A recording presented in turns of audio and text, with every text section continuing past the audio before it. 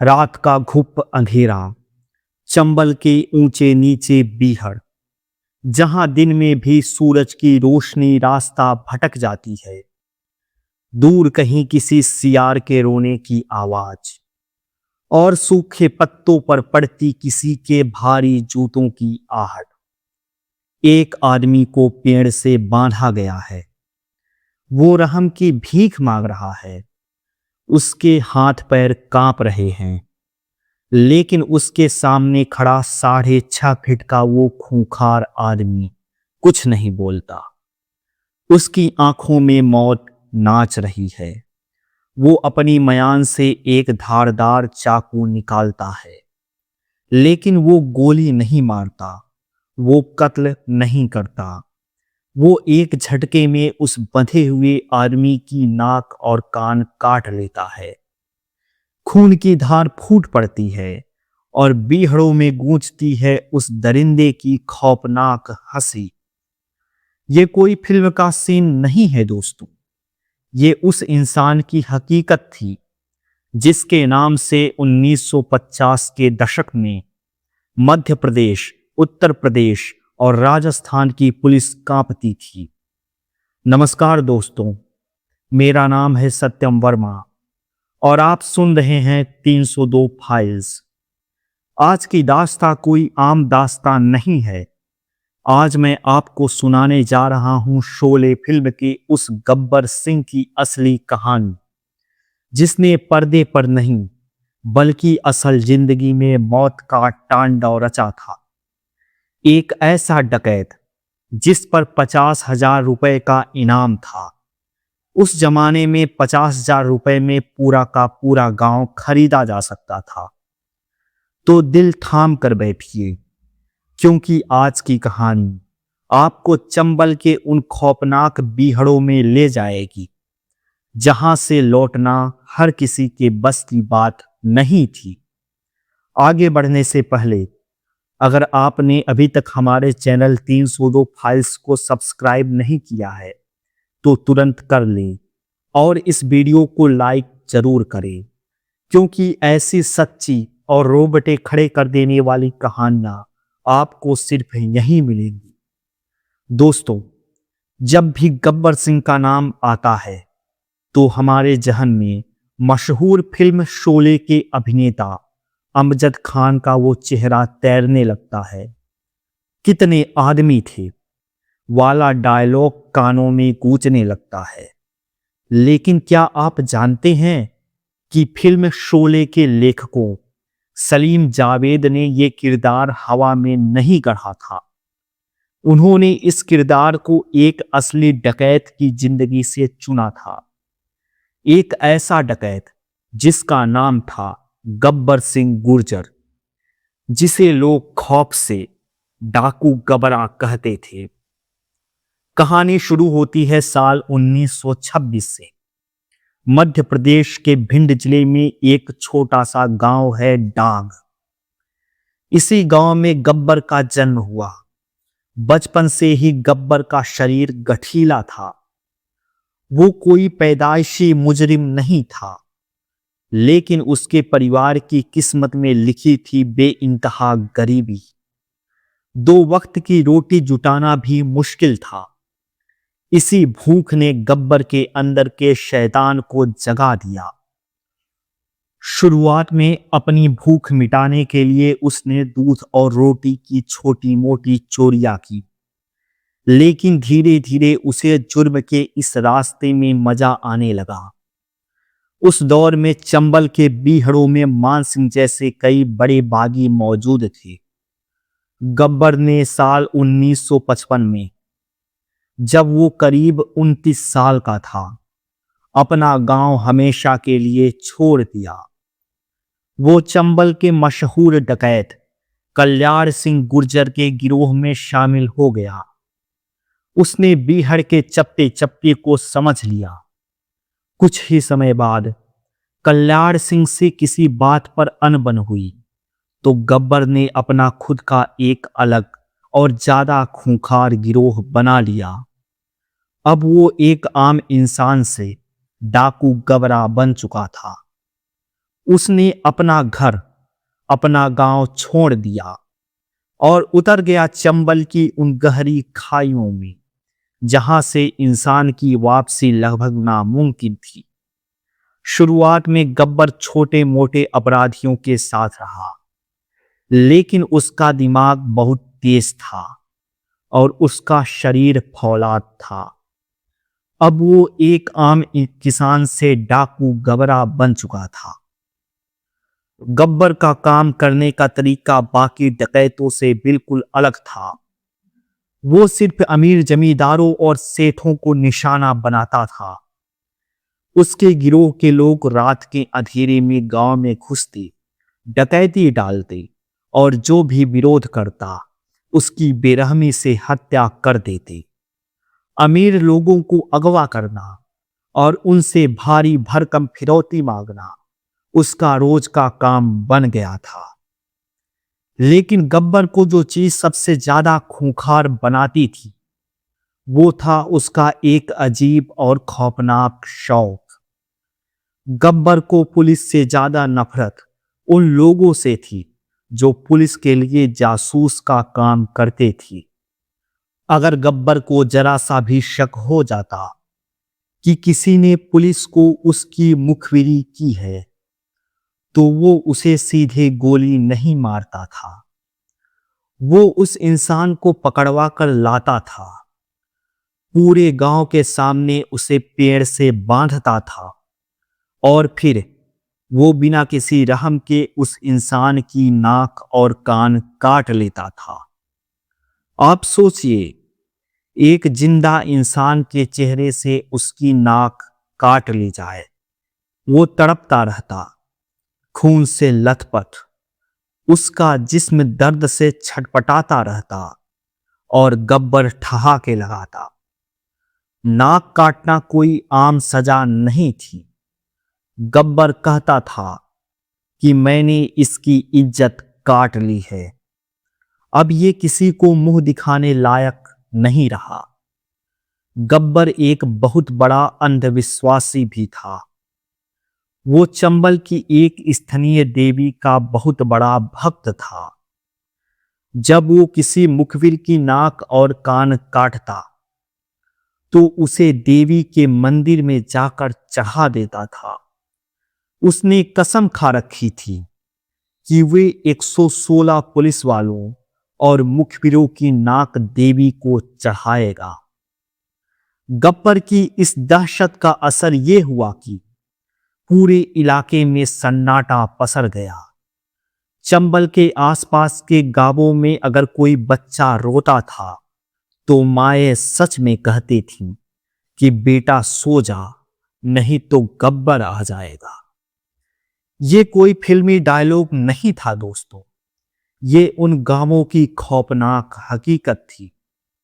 कोई भी पुलिस का जासूस बनने की हिम्मत नहीं करता था। अगर पुलिस किसी गांव में जाकर गब्बर के बारे में पूछती तो लोग डर के मारे अपने दरवाजे बंद कर देते, क्योंकि सबको पता था कि अगर गब्बर को भनक लग गई तो अगले दिन उसकी नाक नहीं बचेगी। साल 1955 आते आते गब्बर का कब्जा पूरे चंबल पर हो चुका था। वो बीहड़ का बेताज बादशाह बन गया था। उसने कई पुलिस वालों को भी मौत के घाट उतार दिया था। जब पुलिस की कोई टुकड़ी बीहड़ में उसे पकड़ने जाती तो गब्बर ऊंचे टीलों पर बैठकर उन पर अचानक हमला कर देता। गोलियों की बारिश में कई बेगुनाह जवान शहीद हो गए। मध्य प्रदेश सरकार के पसीने छूट गए। सरकार ने उस जमाने में गब्बर के सिर पर 50,000 रुपए का भारी भरकम इनाम रख दिया। वक्त बीतता जा रहा था। गब्बर की ताकत लगातार बढ़ रही थी। उसके गिरोह में हथियारों का जखीरा था। कई गांवों के सरपंच और रसूखदार लोग उसके डर से उसे पनाह देते थे। वो जिस गांव से निकलता लोग हाथ जोड़कर खड़े हो जाते। ये सम्मान नहीं था, ये वो दहशत थी जो गब्बर ने अपनी बर्बरता से पैदा की थी। अब सरकार के सब्र का बांध टूट चुका था। दिल्ली तक गब्बर की वारदात की गूंज पहुंच चुकी थी। तब मध्य प्रदेश की पुलिस की कमान एक बेहद कड़क और ईमानदार अफसर के हाथों में सौंपी गई। उनका नाम था के.एफ. रुस्तम जी। रुस्तम जी साहब को आईजी बनाकर भेजा गया। उन्होंने आते ही सबसे पहले चंबल के नक्शे को अपने दफ्तर में फैलाया और कसम खाई कि जब तक गब्बर का खात्मा नहीं होगा वो चैन की नींद नहीं सोएंगे। रुस्तम जी जानते थे कि गब्बर को पकड़ने के लिए हथियारों से ज्यादा दिमाग की जरूरत है। चंबल के बीहड़ों में गब्बर को खोजना भूसे के ढेर में सुई खोजने जैसा था। इसलिए उन्होंने एक नया जाल बिछाया। उन्होंने पुलिस के सबसे भरोसेमंद और बहादुर जवानों की छोटी छोटी टुकड़ियां बनाई। उन्हें आम गांव वालों के भेष में बीहड़ों में उतारा। उनका काम था सिर्फ गब्बर के बारे में पक्की मुखबिरी हासिल करना। अब कहानी अपने सबसे रोमांचक मोड़ पर पहुंचने वाली थी। बात है नवंबर 1959 की। सर्दियां शुरू हो चुकी थीं। चंबल की हवाओं में एक अजीब सी ठंडक और खामोशी थी। पुलिस को अपने एक बहुत ही खास जासूस से खबर मिली कि गब्बर अपने गिरोह के कुछ साथियों के साथ जगन्नाथपुर नाम के एक गांव के पास छिपा हुआ है। वो वहां किसी बड़ी वारदात को अंजाम देने की योजना बना रहा है। रुस्तम जी ने तुरंत अपनी सबसे बेहतरीन टीम को तैयार किया। एक ऑपरेशन का नेतृत्व डीएसपी मोदी कर रहे थे। रात के अंधेरे में पुलिस की कई गाड़ियां बिना हेडलाइट जलाए जगन्नाथपुर की तरफ बढ़ने लगी। पुलिस को सख्त हिदायत थी कि कोई भी आवाज नहीं होनी चाहिए। एक सूखे पत्ते के टूटने की आवाज भी गब्बर को सतर्क कर सकती थी। रात के करीब 2 बजे का वक्त रहा होगा। पुलिस ने उस पूरे इलाके को चारों तरफ से घेर लिया। गब्बर और उसके आदमी एक ऊंचे टीले पर सो रहे थे। उनके हथियार उनके पास ही रखे थे। जैसे ही सुबह की पहली किरण फूटने को हुई, एक पुलिस वाले का पैर गलती से एक पत्थर पर पड़ा। खट की हल्की सी आवाज हुई। गब्बर की नींद बहुत कच्ची थी। वो भालू की तरह चौंक कर उठा। उसे एक पल भी नहीं लगा ये समझने में कि उसे पुलिस ने घेर लिया है। उसने तुरंत अपनी राइफल उठाई और बिना कुछ सोचे समझे अंधाधुंध फायरिंग शुरू कर दी। ढाएं ढाएं ढाएं। चंबल के शांत बीहड़ गोलियों की गूंज से दहल उठी। गब्बर की तरफ से भारी गोलाबारी हो रही थी। पुलिस ने लाउड स्पीकर से आवाज दी, गब्बर, तुम चारों तरफ से घिर चुके हो, हथियार डाल दो। लेकिन गब्बर ने पलटकर गालियां दी और फायरिंग तेज कर दी। वो किसी भी कीमत पर जिंदा नहीं पकड़ा जाना चाहता था।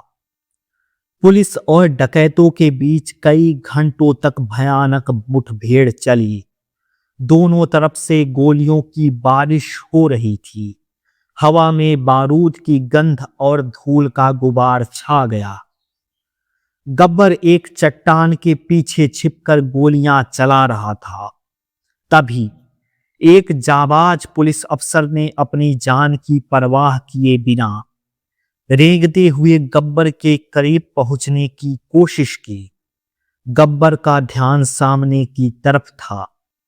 अफसर ने सही निशाना लगाया और एक गोली सीधा गब्बर के सीने को चीरती हुई निकल गई। गब्बर के हाथ से राइफल छूट गई। वो विशालकाय शरीर का खूंखार डकैत, जिसने लोगों को सालों तक खौफ में रखा था, आज उसी चंबल की मिट्टी में औंधे मुंह गिर पड़ा। उसके गिरते ही उसके बाकी साथियों के हौसले पस्त हो गए और उन्होंने हथियार डाल दिए। जब पुलिस गब्बर के शरीर के पास पहुंची तो उसकी सांसें थम चुकी थीं। चंबल का सबसे बड़ा आतंक हमेशा के लिए शांत हो चुका था। गब्बर की लाश को जब गांव में लाया गया तो लोग यकीन नहीं कर पा रहे थे कि जो आदमी खुद को मौत का देवता समझता था वो आज बेजान पड़ा है। पुलिस ने चैन की सांस ली और उन बेगुनाह लोगों को आखिरकार इंसाफ मिल गया जिनके अपनों को गब्बर ने बेरहमी से मार डाला था।